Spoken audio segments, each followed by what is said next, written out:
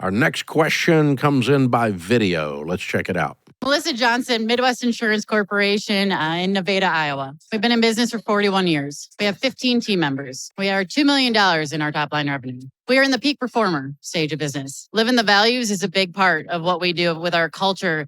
And our team's getting beat up day after day. And so for 4 years now, we've had the issues. And so if you think about your home and auto, a lot of people think insurance is just a given. Like you have to have it on your auto, you have to have it on your home. So how can people not provide you with that coverage? How can they pull out of the state?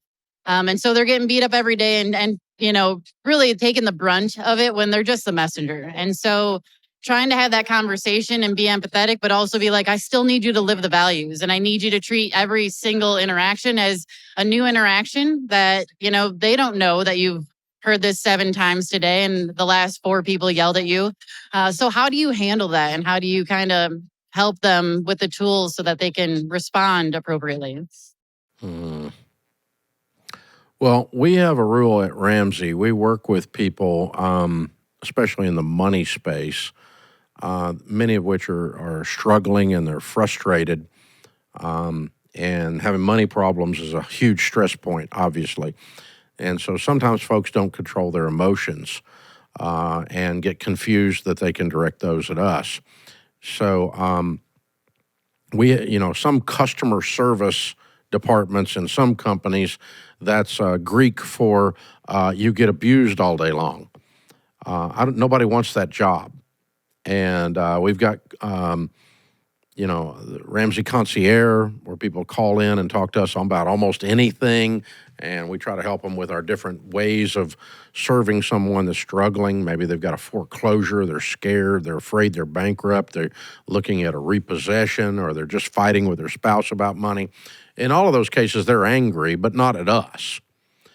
And so we've trained our team, and it's been very, very good for morale. First, we want to be kind and we want to be calm.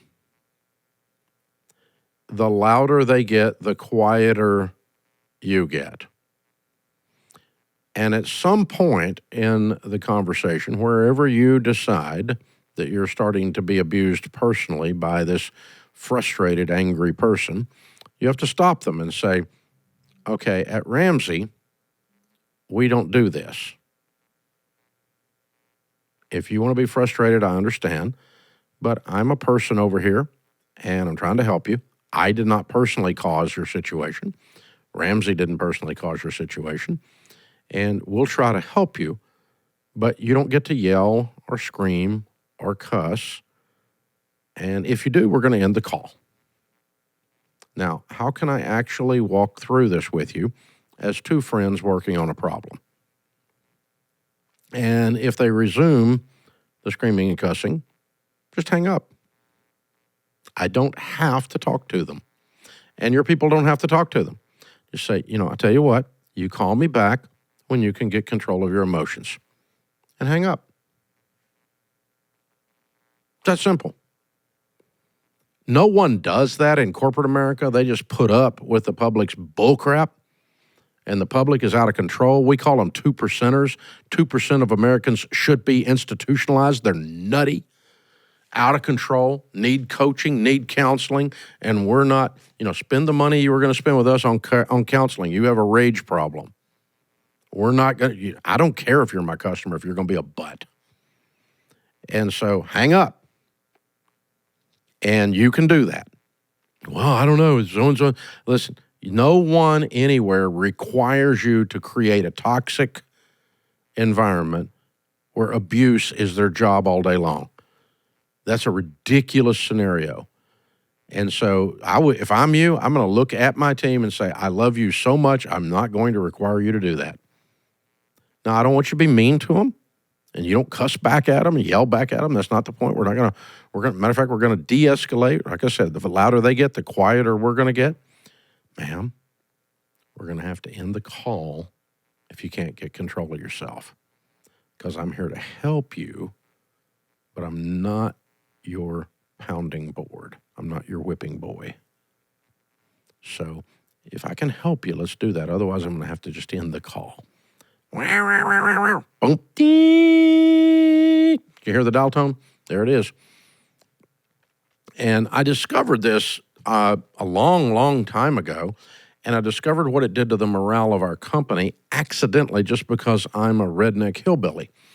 So I was walking through the lobby where we had at that time an old-fashioned receptionist desk, and we had these things on the receptionist desk called telephones in those days. And she would pick up the telephone and talk on it with a headset. And the young lady that was our receptionist, she'd only been there about 4 months, was crying, talking to this guy. And tears are running down her face. And I'm like, what? I said, just, whoa. I waved my hands. Just put him up, put that person on hold. What's going on? Are you okay? Yeah, this is the third time this guy's called. He just yells and screams, and he just calls us names, and he says Ramsey's awful, and I just can't take it. And I said, oh, okay, hold on. And I just picked up the handset, and I said, hey, bud, here's the deal. You're fired. This is Dave, and you're fired. He goes, what do you mean I'm fired? I said, you're fired as a customer. Whatever business you were doing with us, take that money and go buy counseling. Don't ever call here again. I don't want you in my database. I don't want anything to do with you. I want you to stay completely away from our people. You don't call here and abuse people anymore. Do you understand? He said, you're kidding. I said, do I sound like I'm kidding? Don't call here anymore and be a butt. And I hung up. And she looked at me with these wide eyes like I had invented fire. I didn't know you could do that. I said, well, I own it. I definitely can do it, and I've just deputized you. You can do that too. You do not take abuse on the front desk. It is not your job. It's not like chief abuse acceptor is not your job title. That's ridiculous that somebody's calling in sweet little receptionist lady sitting there just chewing her butt out because he has an emotional problem. Well, give me a break. I'm sorry. Go get your root canal somewhere else, buddy. So, and you know what? The weirdest thing, I did that's the only time I've ever done it in 30 years of running this company.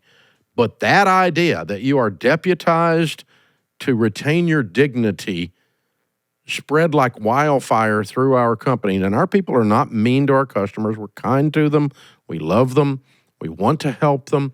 But we're not going to engage in a toxic, out-of-control, freakazoid relationship with a customer. We hang up on them.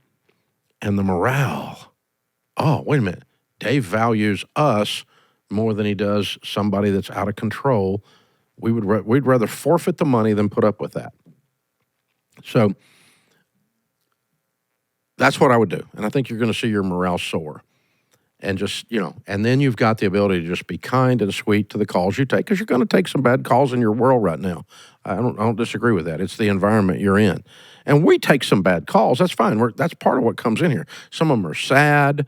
Some of them are angry. Some of them just rip your heart out, and go through all that stuff. That's part of, dealing with folks. You're solving a problem for them. So sometimes they're emotional when they've got that problem. So be kind. But at the end of the day, we're going to get to a certain point and say, you know what? If we can't get your volume and your language under control, we're not going to be able to have a conversation here, and I'm not going to be able to help you. I sure hope we can do that, please. So you want to take a minute, or you want to take a minute and call me back after you have a minute to calm down? Because we have a rule here at Ramsey. We don't do abuse, and you're being abusive. And if they just keep on and they think they have the right to, because people are entitled twerps out there, some of them. So just hit the old hang up button, and it just solves all kinds of, it's like this immense power that you suddenly have. And with that power comes dignity, and morale shoots up. I know a guy that works on automobiles, and he's he really should be a little bit nicer. But he's really good at fixing cars. And he's got a great reputation, and he's not mean to people, not unkind to people, but he really doesn't suffer fools. He's got a little auto repair shop, does a great job. And I was laughing with him one day. He started telling me what he was doing. He said, I have a stack of my competitor across town's business cards and the other auto shop. And he said, when I get one of these 2%ers when I get one of these people that's out of control rageaholic, I don't want to deal with them. I just say, you know what? I think this guy here can help you. And he said, I send all those nasty customers to my competitor. That's mean, but it's also funny. I don't care who you are. So that falls in the same category, Melissa.